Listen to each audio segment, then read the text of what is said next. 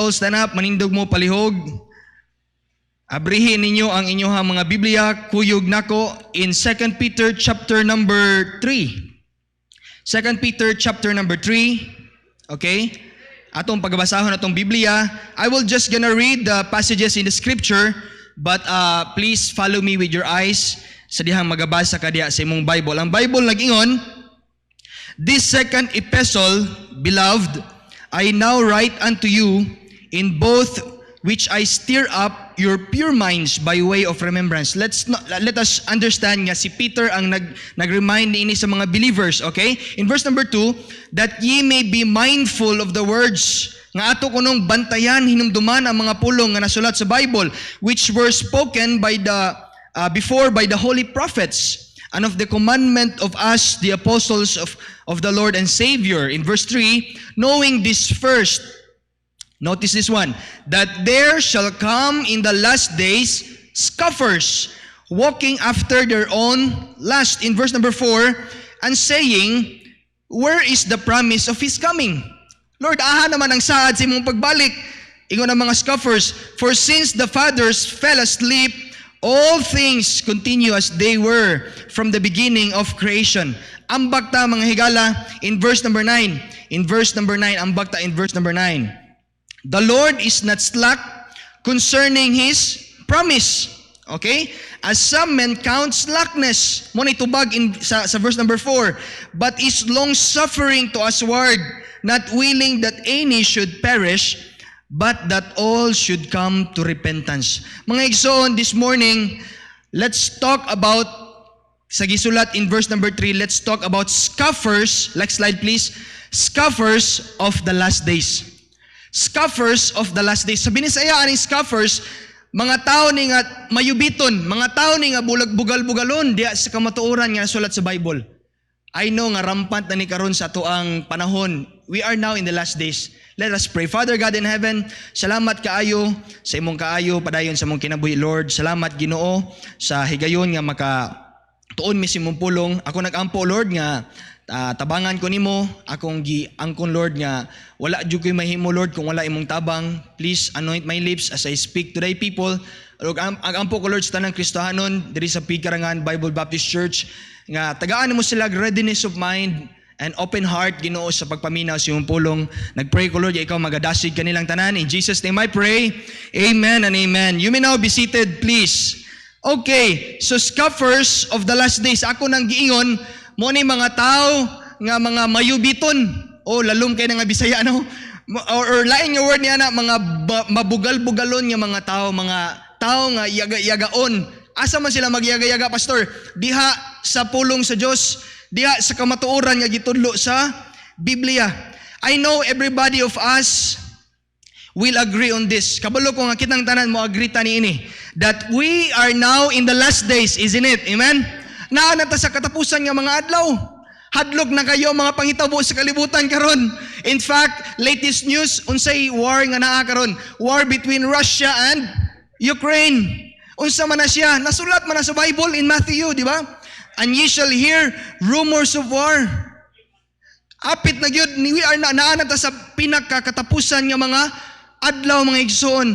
Why nakigubat ang Russia sa Ukraine? Kaya ang Ukraine gusto siya nga ma-member sa NATO. Kabalo mo ng NATO, North Atlantic Treaty Organization. Di ganahan ang Russia nga ma-member ang Ukraine ana. Kaya naman ang NATO, na diha ang US, allies nila ang United Kingdom, ang France, ang Italy, daghan mga nasod. Kung maapil ang Ukraine ni anak, kung gubato ng Ukraine, kabalo ang Ukraine, yung mulaban ng US, tanang mga nasod niya na member ng NATO.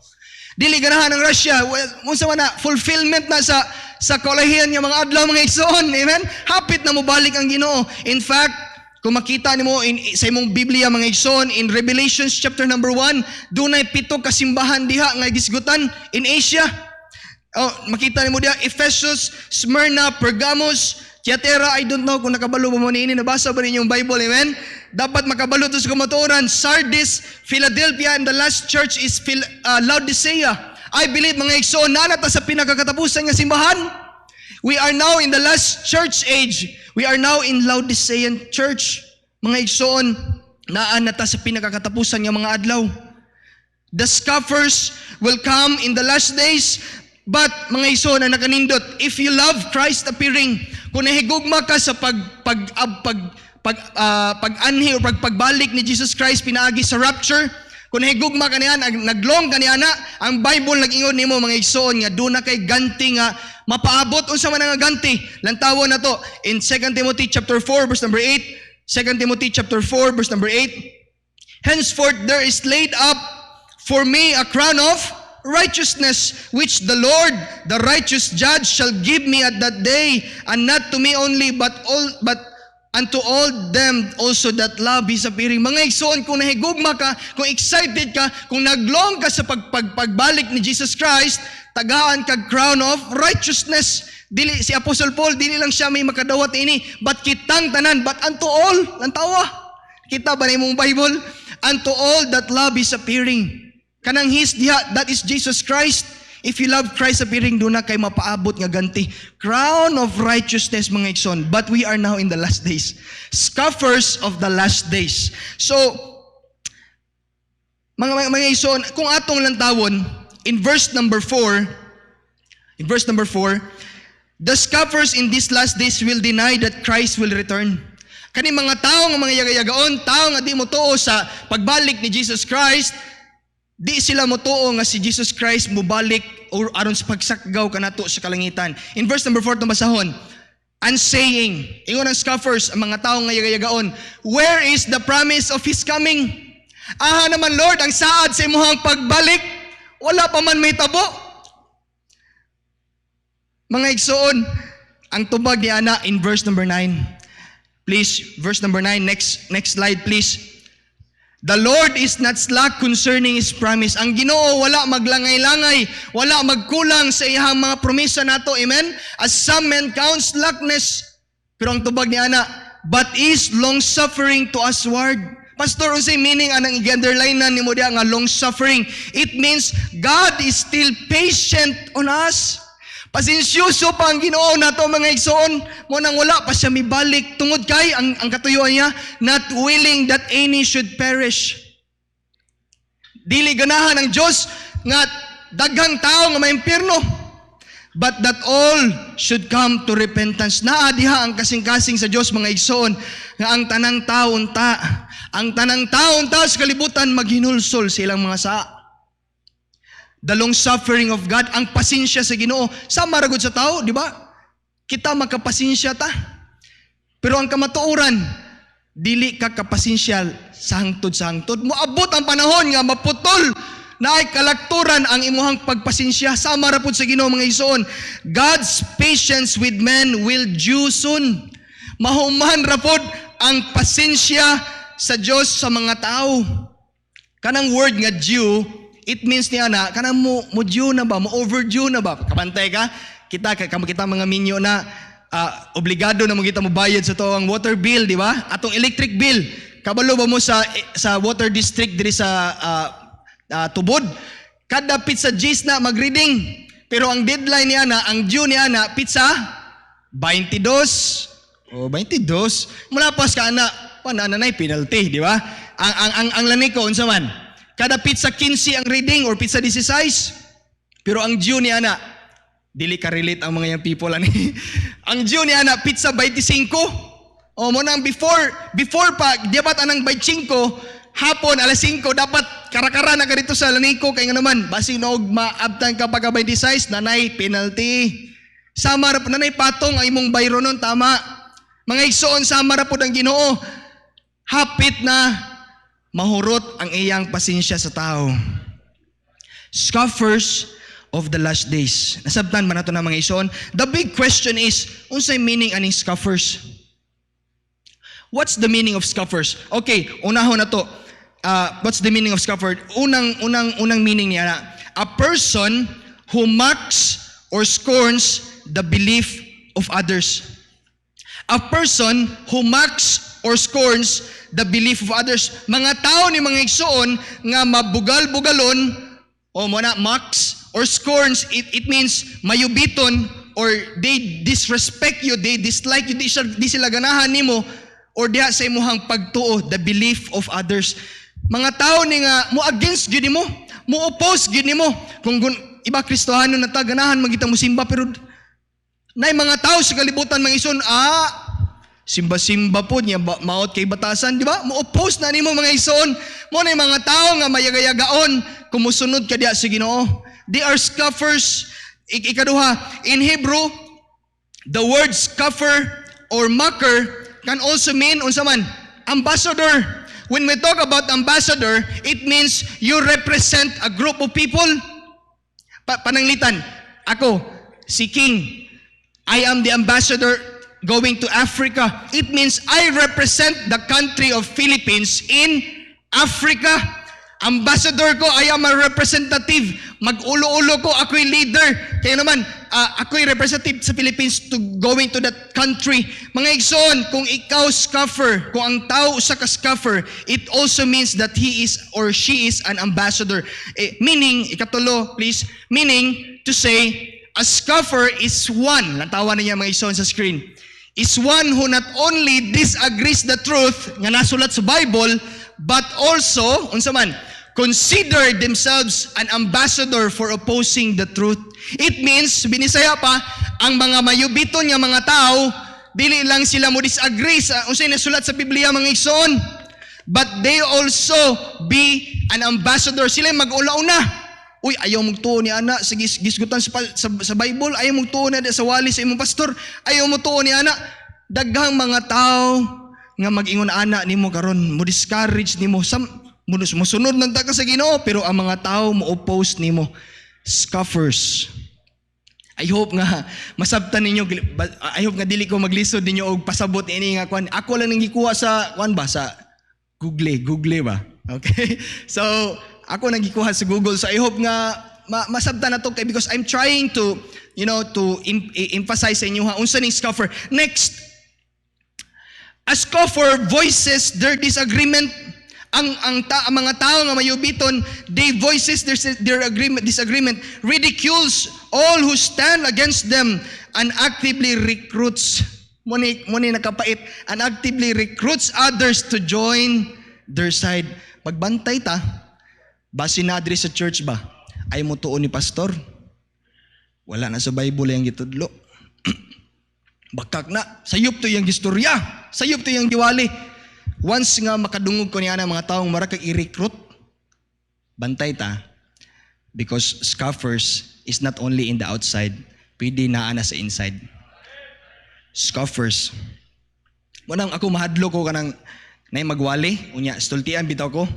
Sayop mo tiyo. Sakto ba tong giingon niya pastor? Mahadlo ko anang mga tao, murag makuan ko magduduha ko, manigative din ko kay kuyawan no, nag-question sa pulong si Ginoo no. Once nga mag-question yun ka sa pulong si Ginoo, your heart is drifting away. Nagkalayo na si Ginoo ba? Naginihinay, nag-drift. So magbantay ta, mga igsoon, amen? The scoffers in the Bible, next please, are those who chose to disbelieve God and His words. Klaro kayo na mga igsoon. Unsa may the Bible has a lot to say about scoffers. Atong pasultiyo ng Biblia unsay gingon sa scoffers or scorners. In Proverbs 19:29, ang Bible nagingon, judgments, hukom, are prepared for scorners, and stripes for the back of fools. Ang hukom sa Dios manaa sa mga tao nga mga mayubiton, mga mabugal-bugalon, mga yagayagaon nga mga tao. Naa ang hukom sa Dios nila. Muna gingon sa Bible, scorners, 29 verse number 8, next slide please. Scornful men bring a city into a snare. Ang mga taong mayubiton, makapalisang sa mga tao, di ba? Maka-cause of confusion sa mga tao. Imbis nga, nagsunod, nakasakto sa Bible, sultian na ka sa scornful nga mga tao nga scoffer, uy, maglibog na dayon ka. They bring a city into a snare, magkalisang ang syudad, but wise men turn away wrath. Pero kani mga magialamon nga tao, makapawala sa kasuko sa usa ka tao, di ba? In Proverbs 3:34, surely surely God scorneth the scorners, but He giveth grace unto the lowly. Ang Diyos yubit sa mga tao mayubiton, but nagahatag siya grasya dito sa mga tao nga mapainubsanon. Mga igsoon, magpaubos lang kita. Amen. Kayo naman, ang grasya sa Ginoo madagayaon diha nimo mga igsoon. Mo na giingon sa Biblia mga igsoon, the progression of unbelief begins with listening to ungodly counsel and ends with joining the scoffers. Kung maminaw na ganitag ungodly nga counsel, asa man na to makita ng ungodly counsel, pastor? Sa mga unbelievers, di ba? Maminaw na ganitag ilahang mga advices sa mga tao nga diluwas, dili iya sa Ginoo, diha na dayon ka, mo join ka sa pagkahimong scoffer. The Bible warns us not to entertain, paminawan ni mga igsoon, take note on this, the Bible warns us not to entertain the company of those who actively scorn our faith. Di na to sila entertain. Uy, mau ba sayop ditong iya giingon? Uy, sayop di na nasa Bible. Ngano man na ayaw i-entertain, because if you entertain them, you risk having your faith destroyed. Imuhang gi-risk nga imo pagtuo maguba sa mga scoffers. Amen ba mga igsoon? Wag nahilo mo naman ta diha. Amen ba? Matasa, amen. Makita nimo Proverbs 13 verse number 20. Proverbs 13:20, he that walketh with wise men shall be wise. Ang mga tao nga maglakaw, kuyog sa mga tao mga manggialamon, mahimo pong manggialamon. But a companion of fools shall be destroyed. Black and white mga igsoon, kung ikaw mukuyog ka sa mga Kristohanon ni mga higala, madala jud ka diha sa pagpaduol diha sa Ginoo. Pero kung magsigag kuyog sa imong mga higala nga mga dili Kristohanon, madala usab ka diha sa pagkalayo sa Ginoo. Black and white mga igsoon. We are not condemning our friends. Daghan kong amigo nga mga unbelievers. Yes, I have many friends sa Bohol nga mga dili Kristohanon, but I keep distance. Hatag yung gap kay Kristohanon naka. We are friends, but kung unsay ginabuhat nimo, no, di na to nabuhaton. Amen. Ang hadlok manggod, kung friend nimo siya, daldalon ka, uy, shot sa nekas uli ko tinuod ni. I don't know, nasulti naman ako ninyo. Uli ko sa Bohol, bago pa ko nakaanhi diri sa Silvia to nga time. I think 2 years or 3 years ko nagtrabaho sa Silvia, and then nagbakasyon ko sa Mua. Nag-chat ako mga friends nga, Brad, kita ta? Dito mi sa plaza, sa San Agustin, at bang sa simbahan sa Katoliko, sa Panglao. Nag-inom sila. Giignan ko nga, Brad, shot sa. Di ba? Kung di ka Kristohanon, lami kito dawaton, di ba? Muna mga igsoon, we keep distance with them. Naman, importante na mga igsoon, because you will never be wise kung magsigag kuyog sa mga unwise nga tao. We cannot totally escape the presence of scoffers. They were active in Jesus' days. Mga igsoon, nasayod bata nga sa diha sa panahon ni Jesus Christ, doon na mga scoffers, mga tao nga yagayagaon ni Jesus Christ, aliman ka si Jesus Christ, nakaayo og mga masakiton, nakahimog mga milagro, pero mga tao, di gyud mo tuo sa kamatuoran. Gahi gyud kayo patuhoon ang mga tao sa panahon ni Jesus Christ, bisan nakita na nila akto-akto, naong to naong nag-ayo ang Ginoo og mga masakiton, naghimo siya milagro. Gahi gyud kayo kay naman, they are scoffers. Magbugal-bugal sila sa kamatuoran, di sila ganahan maminaw sa kamatuoran. They are active in Jesus Christ days, and we continue to hear from them today. That's why Jesus told His disciples, I believe, sa dihang naluwas na mga igsoon, nahimo na tang mga disipulo ni Kristo. Amen? Amen ba? Disipulo na ka ni Kristo. Busa, imuhan nga verse, John 15, verse number 8. John 15, verse number 18, rather, if the world hate you, ye know that it hated me before it hated you. Klaro ba mga igsoon, kung ang kalibutan nasuko nimo, di ganahan ang kalibutan nimo, nasuko sila, or they hated Christ first before they hated you. Luwas na mata, amen? Wala ay katinga ang kalibutan, lahi na ka sa kalibutan, ay katinga na usab na ka sa kalibutan. In verse number 19, if ye were of the world would love his own. Kung naapa ka sa kalibutan, kung wapa ka maluwas, ay ang kalibutan ganahan kay nimo, di ba? Kaya naman dili masuko ang mga tao nga sa kalibutan, imo mga higala nga nasa kalibutan tungod nimo kay pareha raman mo, di bang kaluwas. But because ye are not of the world, kay tungod karon luwas na ta, di na ta iya sa kalibutan. But I have chosen you out of the world. Laliman ka si Jesus Christ nagpili nimo. Pila karon ang tao sa tibok kalibutan. 7.7 billion people of this world. Wala ba ka kapasalamat? Lord, salamat, usak ko sa tao nga nakakaplag sa kamatuoran. Out of 7.7 billion, di ka kaihap ni anak sa kadlaw, oy, kanang kwarta nga billion, 1 billion, di ka kaihap, di ka humana na sa kadlaw mag-ihap. Mga igsoon, usak ka sa tao nga giluwas sa Ginoo, kapasalamatan na to na sa Ginoo, amen? Therefore, the world hated you. Mo na ang kalibutan, di naganahan nimo. Kung mausab na gani ka, ang kalibutan matingala, kinausab ka. Kung nagsimba na ka sa Baptist, oy, pray, nagsimba na di ka sa Baptist, matingha ang mga tao sa kalibutan niya na usab na ka. Lang tawag gani, nako example, picture. Sa una, ang mga tao, kung makitag formal ba, sa una ang mga tao, makitag formal, bitaw nga nagsuot kag formal, maingon sila, wow, you're so formal, di ba? Muna mo makita nung, formala ni, oy. Pero ikaw nga bugoy-bugoy sa una, ikaw nga kanang dautan sa una, next slide please. O, kung makitaan ka nila gatinarong na ka, unsay caption. Next please. Uy, pastor! Uy, pastor! Ang mga tao nga mga yagayagaon. Uy, pastor! Magdakag Biblia. Uy, pastor! Lahi ng tawag si mo ha. Dili na king. Dili na pastor. Dili na Henry.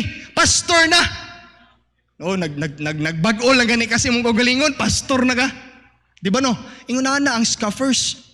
Ingunahan na ang mga tao nga mayubiton mga igsoon.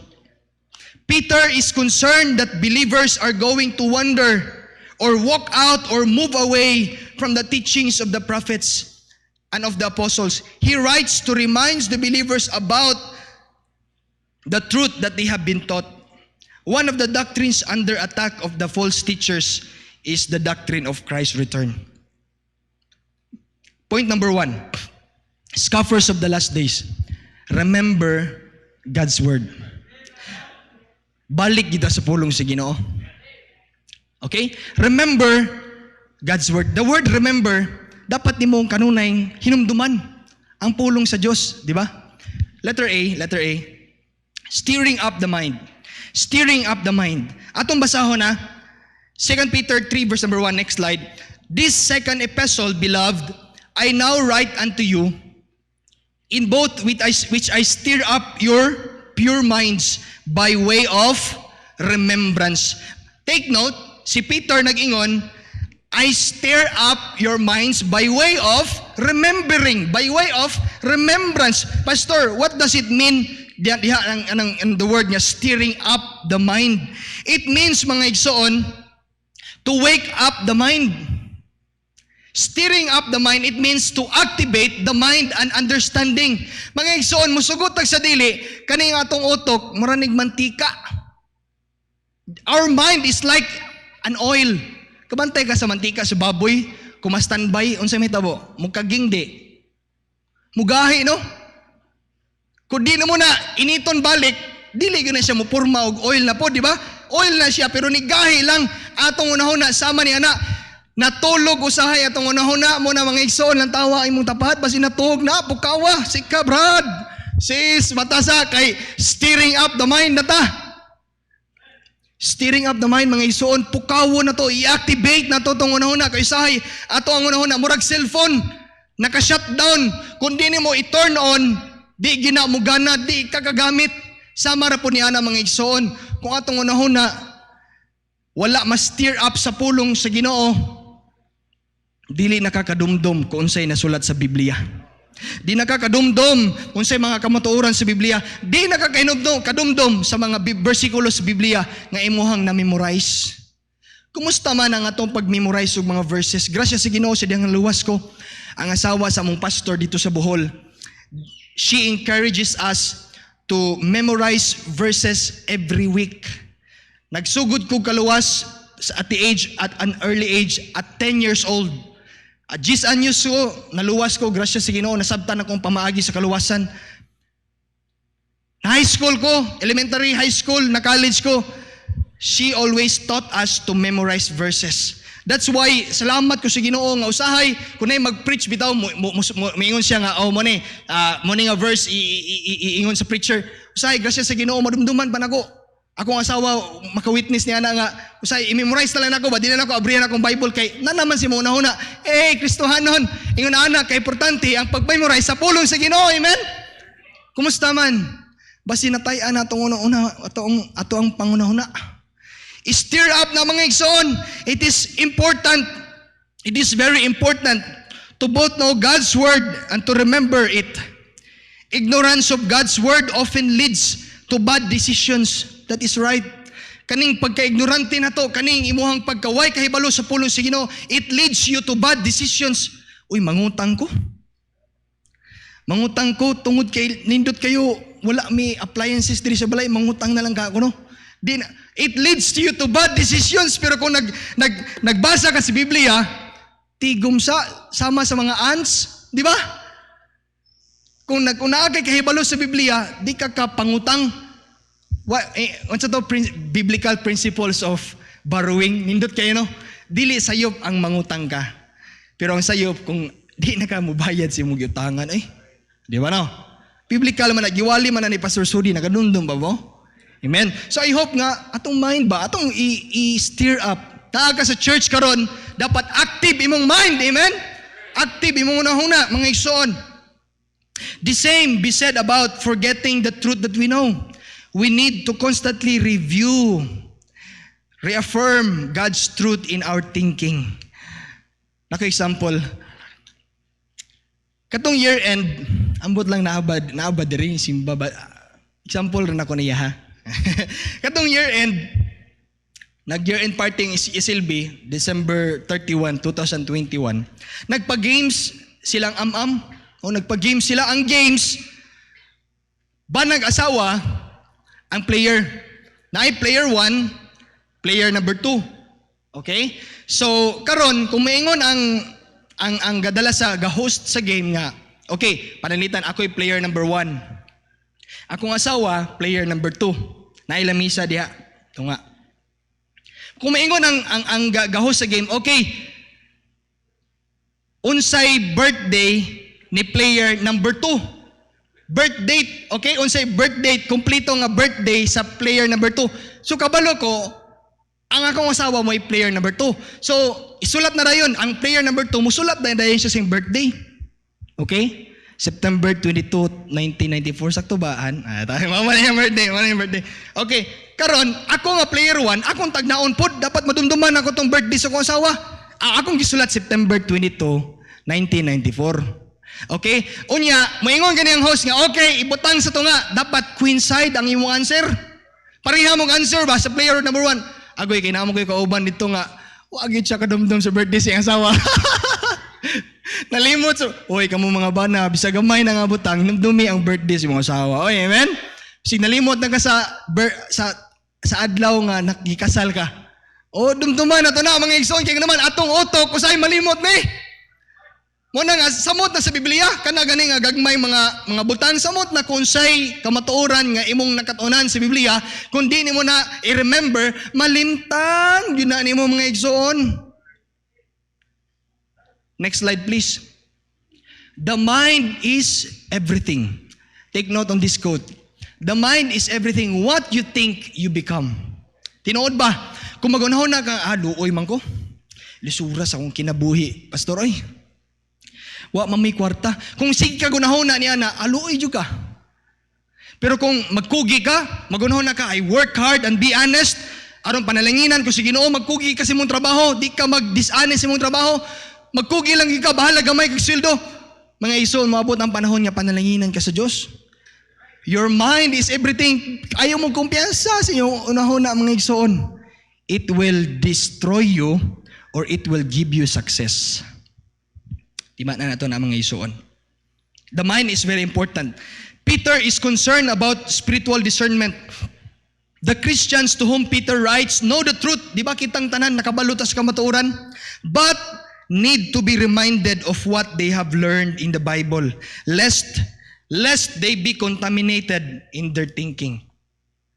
Mga igsoon, that's why sa dihang naluwas ta mga igsoon, gusto sa Dios nga atong unahon na mabag-o. Romans chapter 12 verse number 2. Romans, hapit ng time. Romans 12 verse number 2. And be not conformed to this world. si Paul nag-remind nato nga dili ta mapahiuyon aning kalibutan. Why? Nga naman, but be transformed by the renewing of your mind. Ang gusto ni Paul nga masabtan nato nga atong unahon na dapat ma-renew, mabag-o atong unahon na. Kay kung atong unahon na naapag yapon sa karaan nga pagkakita, karaan nga undo, karaan nga ana, karaan nga jolly, kadto siya nga mga karaan nga kinaiya nato, kadto patungwa patamaluwas. Gusto sa Ginoo nga renewing of your mind that ye may prove, aron ma-prove nimo what is that good. Kay kung wala pa mabago imo unahon na, di gina magunahon na og tarong. An acceptable and perfect will of God. Di po nimo masabtan ang kabubuton si Ginoo di sa imong kinabuhi kung imong unahon na wala pa mabag-o. Mabag-o lang na kung naluwas na ka. Kung naa na si Jesus Christ sa imong kasing-kasing. Mo na nga pasalamati gyud kung naa kay makita bitaw nga kausaban si imong kinabuhi, it means nga tinuod gyud nga luwas ka. Amen. Unsa pa ilain? Philippians 2 verse number 5. Ingon dire, let this mind be in you.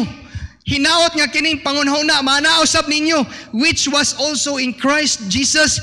God wants us to have a mind like of Jesus Christ. Amen ba? Gusto sa Dios ang desire sa Ginoo nato mga Kristohanon nga mapariha atong unahuna susama ni Ginoong Hesukristo. The mind of Christian must be involved constantly in remembering God's truth. The prophets and apostles were the men through whom God spoke, di ba? Ang mga prophets o ang mga apostles, ni ato mga unang mga tao, una pa na ito ang mga Kristiyanon, they are the men through whom God spoke. The words of the text of the scripture or the words that you can read in the Bible, they are God-breathed words.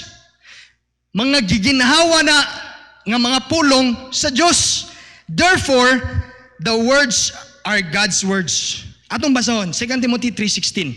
2 Timothy 3:16. All scripture, tanang mga words nga nasulat sa Biblia, kanang scripture diha, it refers to your Bible, is given by inspiration of God and is profitable for doctrine, for reproof, for correction, for instruction in righteousness, mga igsoon. Peter has already explained how these writers wrote as God carried them along in the process of scripture writing. Mga igsoon, in 2 Peter 1:21, I will end with this. For the prophecy came not in the old time by the will of man. Ang mga propesiya, wala na siya magikan sa kabubuton lang sa tao. But holy men of God, mga balaang mga tao sa Diyos, spake as they were moved by the Holy Ghost. Dirita mo end. Next slide please. Imong Biblia, doon na sa synthesize ka mga libro. Naa ba? From Old Testament to New Testament. Written by more than 40 writers. Daghang mga magsusulat, manunulat sa atong Biblia. They are written by more than 40 writers. And kanindot ini mga ison, the author of the Bible is the Holy Spirit. Amen ba? Mo ni ato ang doktrina nga gihawiran mga ison. I hope nga kunay mo ingon si muha nga against ni anak nga mga kamatuoran mga ison, bantayan na to because scoffers are now in our days. Let us pray. Father God in heaven, salamat kaayo sa unang pagtulunan nga amo ang nakutlo pinaagi Lord sa imong paggamit kanako Lord, ma-explain nako Ginoo ang importante Lord nga masabtan namo that scoffers, mga tao nga mayubiton, tao nga mayayagaon, tao nga dili mo tuos sa kamatuoran, tao nga mo-oppose sa kamatuoran nga nasulat sa Bible, they are now in the last days. Lord, we are now in the last days. Nag-ampo ko Lord nga tabangan minimo nga kaming mga Kristohanon Lord diri sa Pigkarangan Bible Baptist Church, we grow spiritually so that dili mi madala ni ining mga scoffers. Salamat Lord sa tanan. May you bless the rest of our service this morning. In Jesus' name I pray. Amen. God bless you.